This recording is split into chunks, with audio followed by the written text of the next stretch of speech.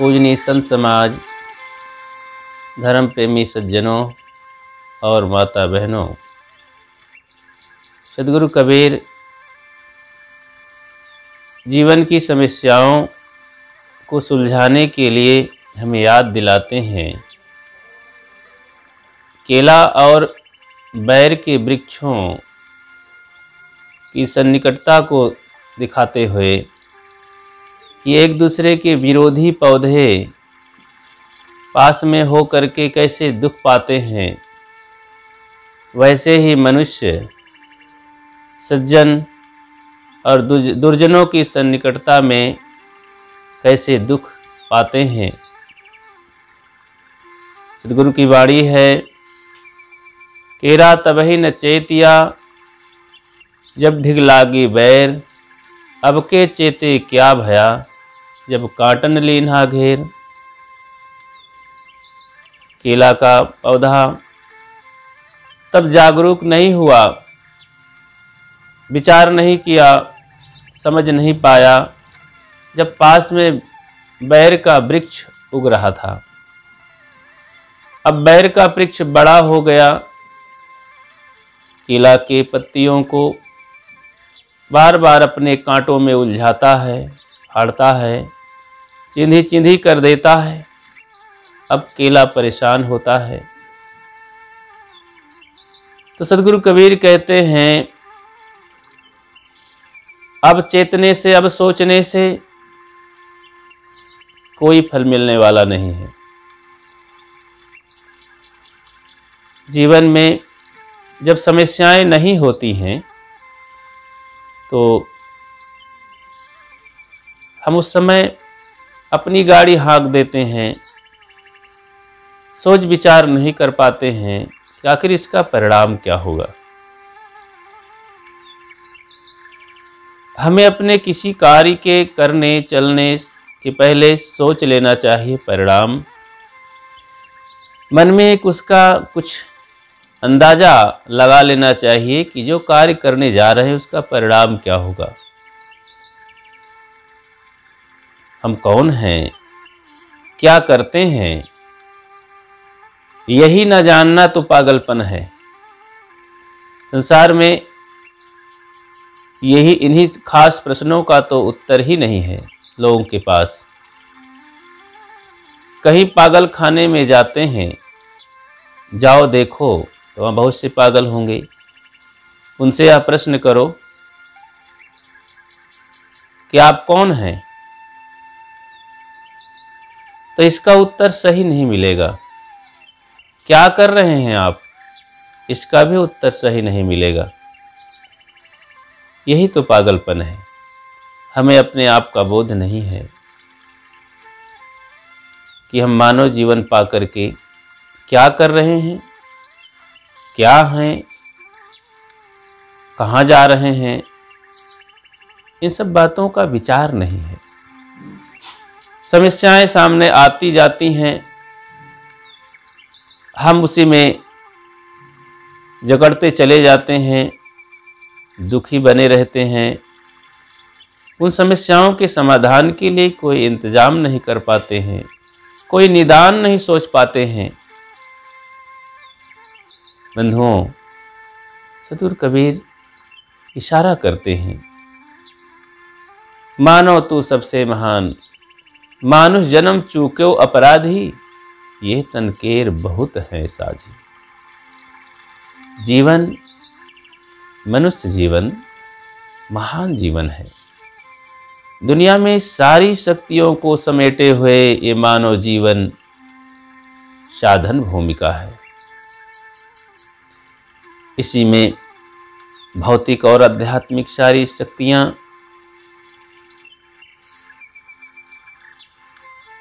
संग्रहित हैं। इन्हीं संग्रहित शक्तियों को हमें बाहर उद्घाटित करना है, अपने जीवन से जोड़ना है, उसे लागू करना है। क्योंकि दूध में पड़ा हुआ घी विशेष ढंग से क्रियान्वित करके, संस्कारित करके निकाला नहीं जाएगा तो दूध और घी दोनों खराब हो जाते हैं। और जब मेहनत करके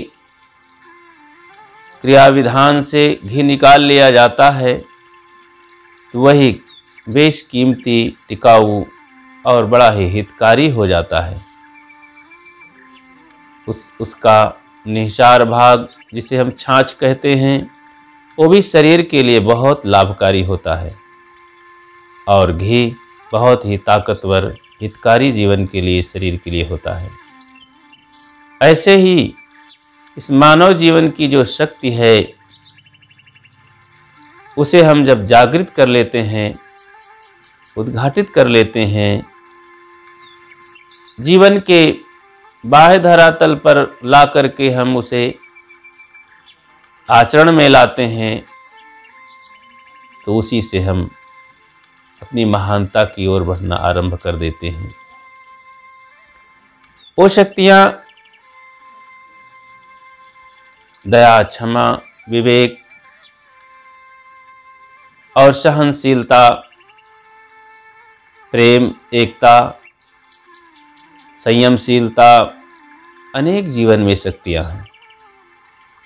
इन सब को विचार विवेक के माध्यम से उद्घाटित किया जाता है।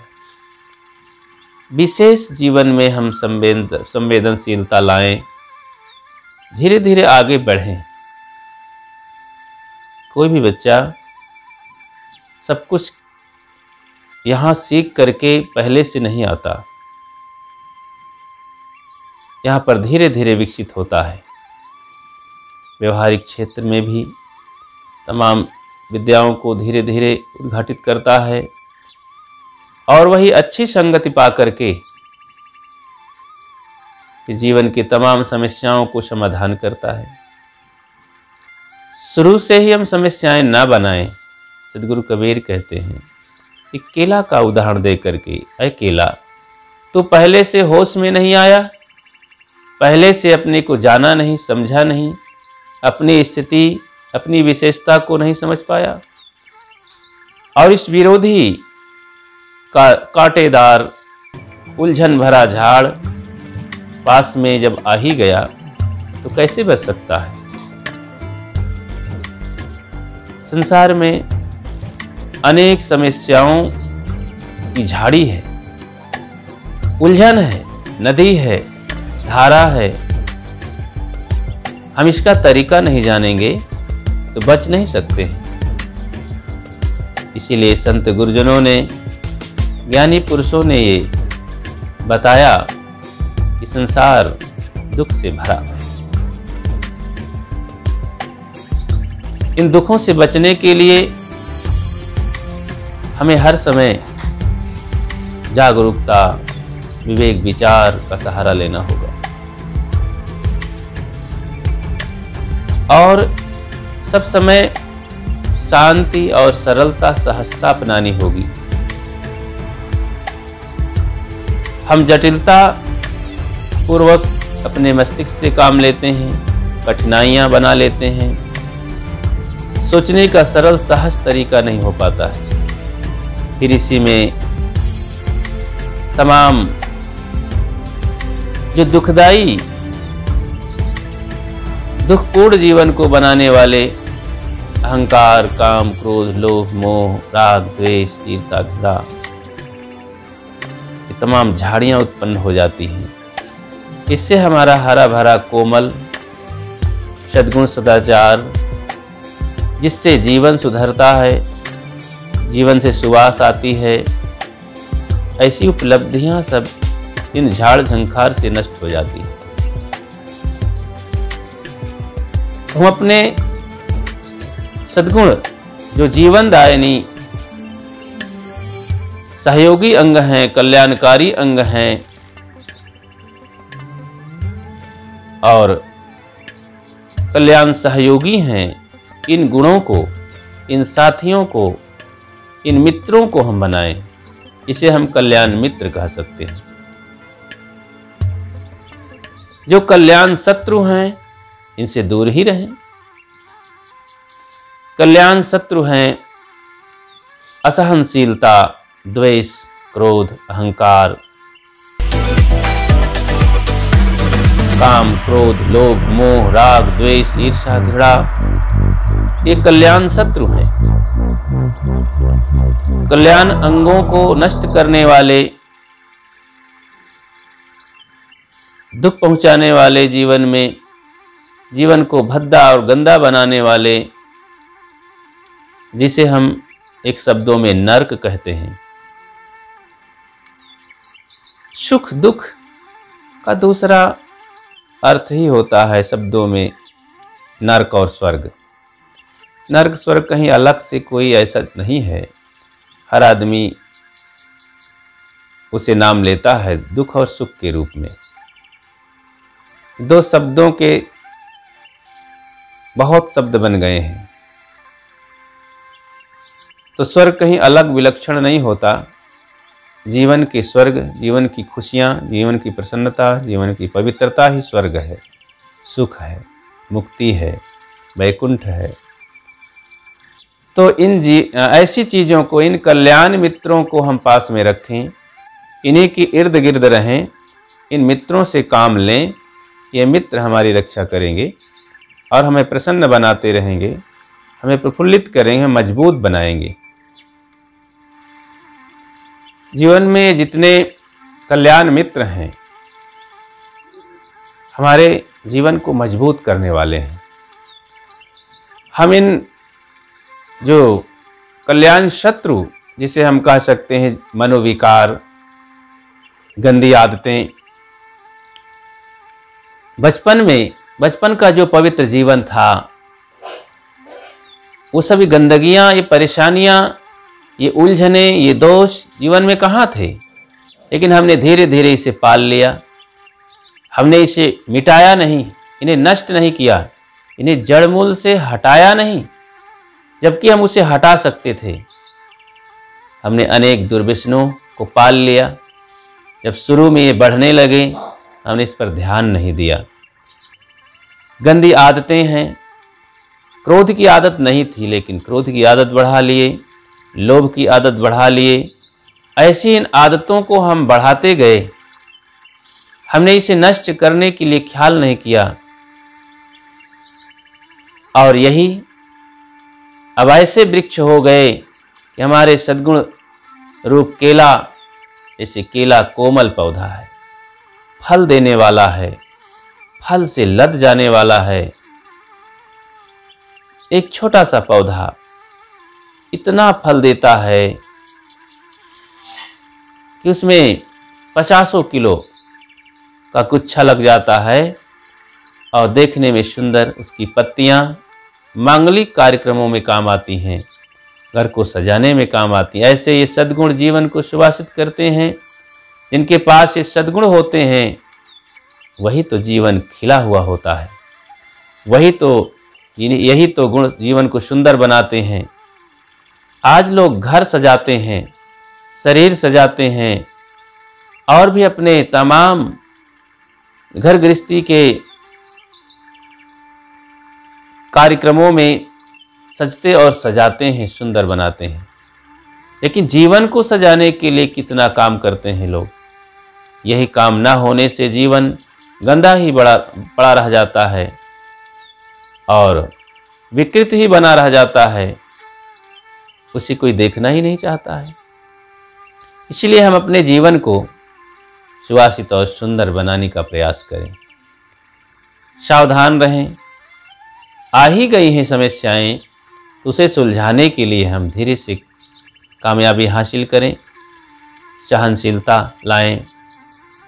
और कुछ ऐसे काम हैं, कार्य हैं, कुछ ऐसे लोग हैं, उनसे बच करके उनकी उपेक्षा करते हुए हम आगे बढ़ने की कोशिश करें, वहाँ से हटने की कोशिश करें।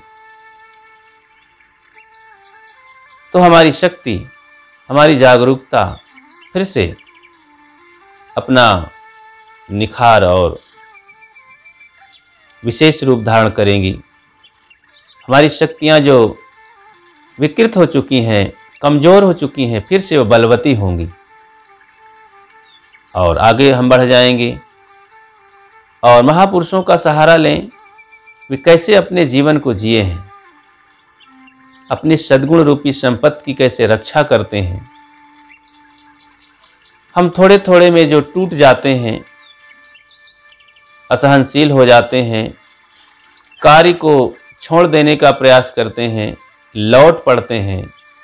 जब उन महापुरुषों के संकल्पों को देखें, बड़े बड़े कार्य को करने के लिए कई कई वर्षों तक जेल में पड़े रहे, देश की आज़ादी के बारे में सोचें। जब देश के महान पुरुष महात्मा गांधी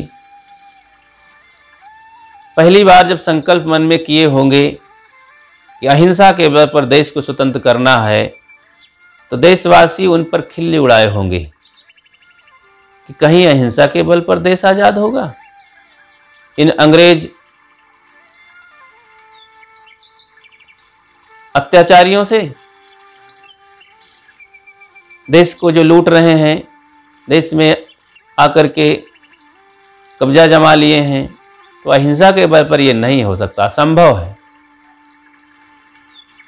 लोग इसका विरोध भी किए होंगे, लोग इसकी खिल्ली उड़ाए होंगे, लेकिन वह महापुरुष अपने संकल्प में अटल रहे, आत्मबल पर रहे, मनोबल पर रहे, और इसमें हजारों हजारों कुर्बानियाँ हुई। लोग जेल गए, वर्षों वर्षों जेल में पड़े रहे, लेकिन अपने संकल्प शक्ति को मजबूत बनाए रखे, हटे नहीं। और अंततः ये आत्म संकल्प, आत्मबल आखिर अहिंसा के बल पर देश को स्वतंत्र ही बना दिए।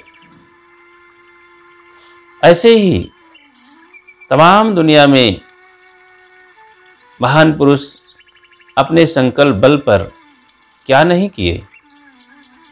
आज लोग मंगल ग्रह पर अपना अड्डा जमाने के लिए संकल्प करते हैं, पहुंच जाते हैं, लेकिन जीवन में इस संसार में रह करके अपना मंगल करने के लिए संकल्पबद्ध नहीं होते हैं, जबकि यही सबसे सरल काम है, लेकिन यही नहीं हो पा रहा है। मंगल ग्रह पर जाना सरल हो गया है, लेकिन संसार में रह करके, इस पृथ्वी पर रह करके अपना मंगल करना कठिन हो गया है। समस्या ही समस्या जीवन में आ गई है।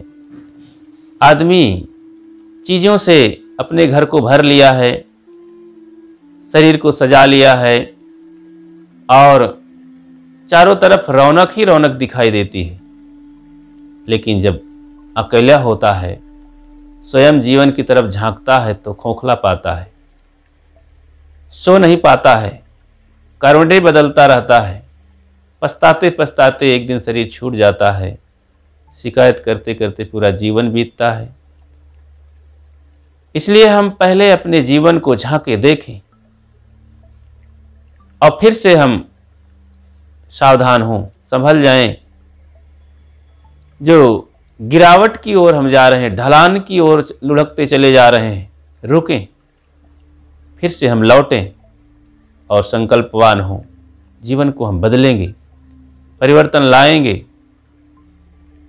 सद्गुरु कबीर के जीवन को देखें, उनके जीवन के पीछे कोई ऐसी हस्ती है क्या, कोई ऐसी सामग्री है?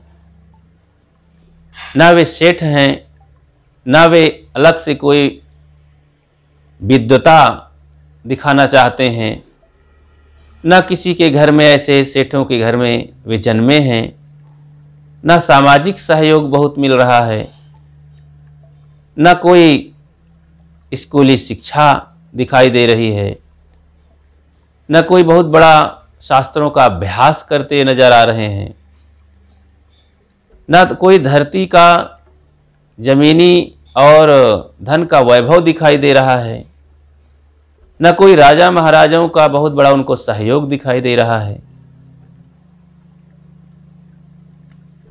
इस प्रकार से सब प्रकार से भौतिकता से वे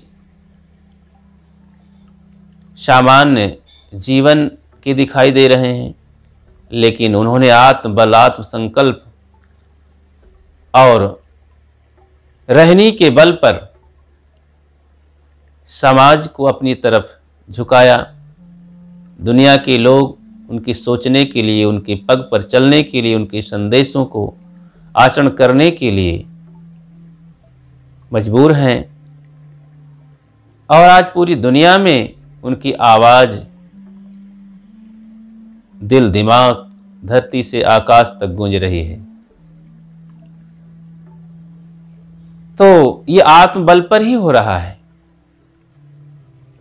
इसलिए ये जो चेतना है जीवन में, जो आत्मबल है, इस बल को हम जागृत करें। जो हमारे सद्गुण को नष्ट करने वाले तत्व हैं, जिसे हम दुर्गुण कहते हैं, दुर्व्यसन कहते हैं और अज्ञान कहते हैं, गलत आदत कहते हैं, ये कहाँ से आई? हमने अपनी ढिलाई, मन की कमजोरी से इन्हें इकट्ठा कर लिए। अब इन्हीं उलझनों में पड़े रह करके पूरा समय नष्ट कर रहे हैं, उसी में रोते हैं, बिलखते हैं। संत गुरुजन हमें सलाह देते हैं तो बातें समझने के लिए हम तैयार ही नहीं हो रहे हैं, उसके लिए समय ही नहीं है। उलझ रहे हैं, दुखों में तड़फ रहे हैं, फिर भी संत जनों की आवाज़ सुन करके मन में केवल अवहेलना है। समय नहीं महाराज, क्या करें महाराज, कोई सरल उपाय बताइए। अरे ये तो हमारे बस का नहीं है, आप तो साधना की बात कहते हैं, आप तो मोह त्याग करने की बात कहते हैं, आप तो काम क्रोध लोभ की बात त्याग करने की बात करिए, हमसे होगा नहीं। इस तरह से हर समय आदमी कमजोर कमजोर सब प्रकार से कायर बना घूमता है। तो कायर तो कहीं नहीं काम कर सकता है। आलस्य निकम्मा कायर आदमी कुछ नहीं कर सकता है। हमें तो हर समय एक्टिव होना चाहिए। हमें कोई कुछ कह दिया, बस तंग आ गए, उसी के प्रतिक्रिया में लग गए, अपनी सारी शक्ति को निचोड़ने लगे। अरे दुनिया के लोग कहते ही रहेंगे, कुछ निंदा दोष बुराई करते ही रहेंगे, छोड़े उसे, हम निगलेक्ट करना सीखें। एक बहन आई, शरीर से बहुत मोटी थी। उनसे पूछा गया कि बहन जी, आपको लोग मोटी मोटी कह करके बुलाएं तो आपको कैसे लगेगा? वो हंसते हुए बोली कि कोई बात नहीं, हाथी को कुत्ते भौंकेंगे तो उससे हाथी का क्या नुकसान हो जाएगा? सुन करके अच्छा लगा कि उस बहन से सीख लेना चाहिए। संतजन कहावत कहते ही हैं, हाथी जाए बाजार, कुत्ता भौंके हजार। कुत्ते हाथी को भौंकते हैं तो इससे हाथी का कुछ नुकसान नहीं हो जाता।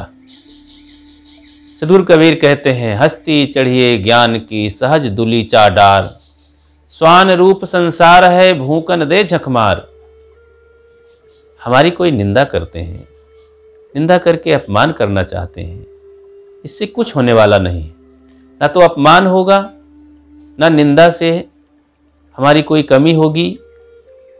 हम बुराइयों से बचें, बुरे कर्मों से बचें, बुरा कहने वालों से बचने की जरूरत नहीं है। जैसे हम चलते हैं रास्ते में, कुत्ते हमें दौड़ाते हैं, भौंकते हैं, उसका भाव यही है, कुत्ते यही चाहते हैं कि हमारे इस घेरे से, हमारे इस वाता जहां हम रहते हैं, यहां से भागो, जल्दी निकलो। हम आगे बढ़ जाते हैं, कुत्ता भौंकना बंद कर देता है। तो हमारे मंजिल की तरफ वो मानो उत्साहित कर रहा है।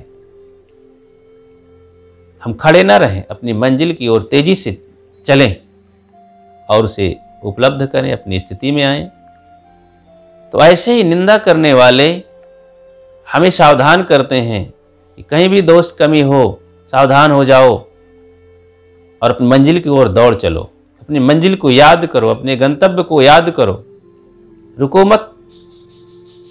इसीलिए सदगुरु कबीर कहते, निंदक नियरे राखिए आंगन कुटी छवाए, बिन पानी बिन साबुन निर्मल करे स्वभाव। तो महापुरुषों ने जो संदेश दिया, बहुत गहराई से सोच करके, अनुभव करके, जीवन में इसका उपयोग करके उन्होंने लाभ देखा, तो हम सबके लिए बताया। हम आज उसे बड़े हल्के ढंग से लेते हैं, सुन लेते हैं, जुबान से कह लेते हैं, उसका आचरण नहीं, उसका प्रयोग नहीं। जब तक जीवन में ज्ञान का कृत्य नहीं होता है, आचरण नहीं होता है, तो उसका कोई फल मिलने वाला नहीं। केवल कहने से कुछ फल नहीं मिल जाता है। इसलिए हम निंदकों से बचें, गंदी आदतों से बचें, आदत बनने ना पावे। जो है ये जीवन मिला है, जो बन चुकी है आदत उसे नष्ट करें, नई कोई सामान्य और नुकसानदेह होने वाली, नुकसान करने वाली कोई आदत ना बने। संसार के लोग हमें कुछ कहते रहेंगे, ये प्रकृति का विधान है, ये कुदरत का विधान है कि यहाँ ना मरने देते हैं ना जिंदा रहने देते हैं। जिंदा रहने में भी तमाम हंसी मजाक करते हैं, मरने चलो तो वहां भी लोग मरने नहीं देते हैं। अरे भाई, गधा को कंधे पर लेके चलो तो भी हंसेंगे, और गधा पर बैठ कर चलो तो भी लोग हंसेंगे। इसलिए गधे को हटाओ उधर और स्वयं अपनी जिंदगी जियो और प्रसन्न रहो। तो हम इसे भूलना सीखें, इसे निगलेक्ट करना सीखें, हटाते रहें, उस पर ध्यान ना दें। प्रकृति का नियम ही है। यहाँ चलने भी नहीं देते हैं। अपना काम करें, हम क्या कर रहे हैं, अपनी मंजिल की ओर हंसते हुए दौड़ चलें, मुस्कुरा दें। कोई हमारा सम्मान करता है, इसे भी हम सहजता से लें। फूल कर कुप्पा हो जाते हैं।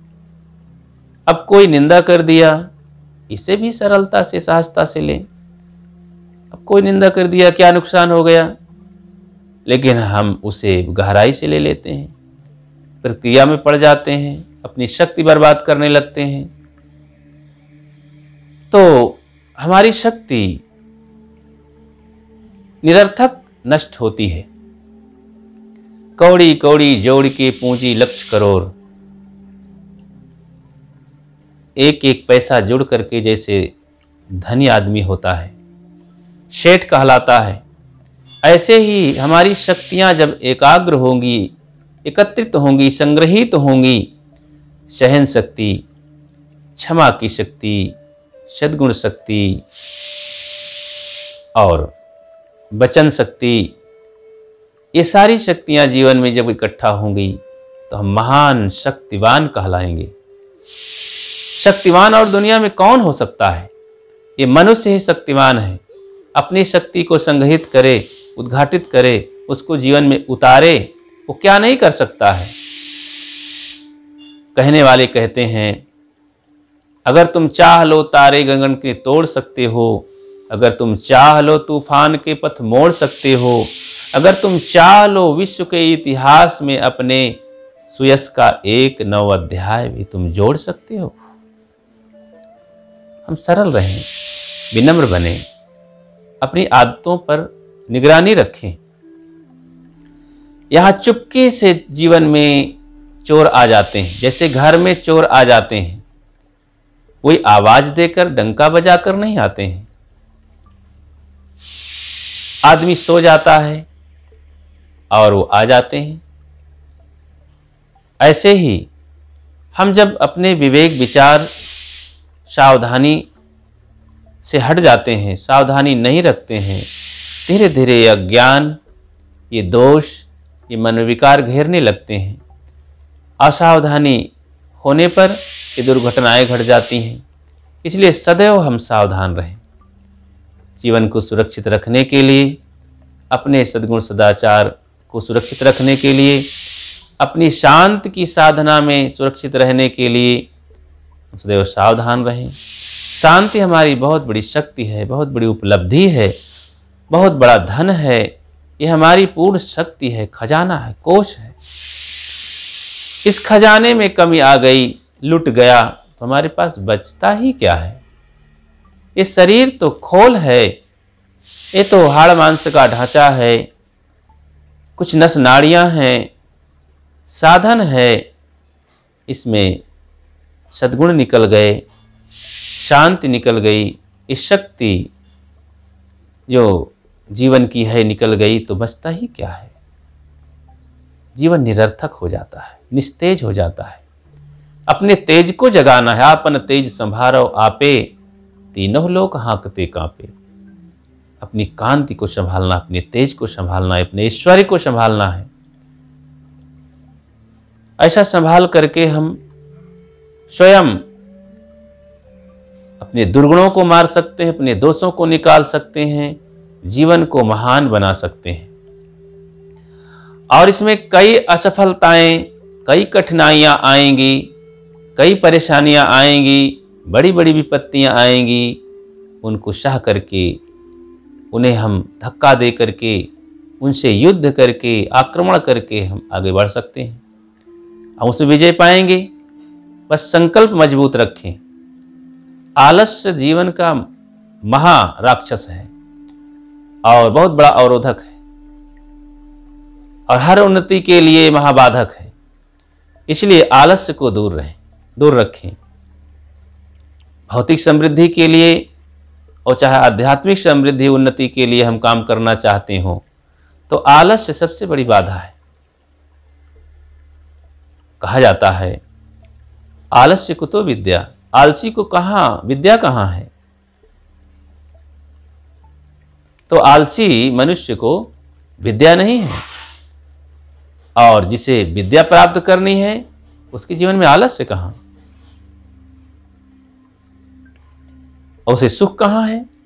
वही सुख है जब उसका संकल्प पूरा हुआ, उसकी विद्या आई, जीवन में उद्घाटित हुई, खुशियों से झूम उठता है, सफलता उसकी चरण चूमती है, स्वयं प्रसन्न चित्त से जीवन जीता है। तो सद्गुरु कहते हैं केरा तबहि न चेतिया। अरे केरा, अरे मनुष्य, तो इन तमाम गंदी आदतों में फंसता चला गया, तूने होश नहीं किया। जिन लोगों के पास बैठ करके तू दुर्व्यसन सीखा, तंबाकू, बीड़ी, सिगरेट, गांजा, धतूर, शराब, अंडा, मांस, मछली, गंदे कर्मों को, चोरी, बदमाशी, बेईमानी, दगाबाजी, ताशबाजी, जुआ, ये सब सीखा। ये सब बैर के पेड़ हैं, इनमें कांटे हैं, जीवन को नष्ट कर देने वाले हैं। हमारे जीवन में तनिक भी इनकी संगति नहीं होनी चाहिए। ये कुसंगति है, इसमें कुफल पैदा होता है। इसलिए इनसे हमें बचने की जरूरत है, इनसे हटने की जरूरत है, इनसे हमें लोहा लेने की जरूरत है। जीवन में क्रांति, इन समस्याओं से विरोध करके और संग्राम छेड़ देना, बचने के लिए विजय प्राप्त करना एक क्रांति है। भूलवश जीवन में समस्याएं आ गईं, हमने देखा नहीं और कुसंग में पड़ करके तमाम समस्याएं आ गई। इसलिए अब क्रांति करने की जरूरत है। देश हमारा जब गुलाम हुआ, हमारे जैसे लोग हाथ पर हाथ धरे बैठे रह गए और उनको पहचान नहीं पाए, देश गुलाम हो गया। जब देश गुलाम हो गया तो हम परेशानियां झेलने लगे, हमारे देश का धन लूटने लगा और इज्जत आबरू लूटने लगी और गला घुटने लगा। तब लोगों को होश आया कि देश को आज़ाद किया जाए, दुश्मनों को भगाया जाए। उसके लिए बहुत बड़ा युद्ध छेड़ना पड़ा, बहुत समय नष्ट करना पड़ा, बहुत क्रांति करनी पड़ी, बहुत लोगों को बलिदान होना पड़ा। इसलिए जीवन में अपने दोषों को दूर करने के लिए हमें कुछ भी करना पड़े, अनेक कठिनाइयों को सह करके, परेशानियों को झेल करके हम अपने दोषों को मार भगाएं और जीवन को स्वतंत्र करें। स्वतंत्र जीवन, सद्गुणी जीवन, सहज जीवन, शांति जीवन ही मानव जीवन है। बस इन्हीं शब्दों के साथ अपनी बात को विराम देता हूँ, आपसे विदा लेता हूँ। बोलिए सद्गुरुदेव की जय।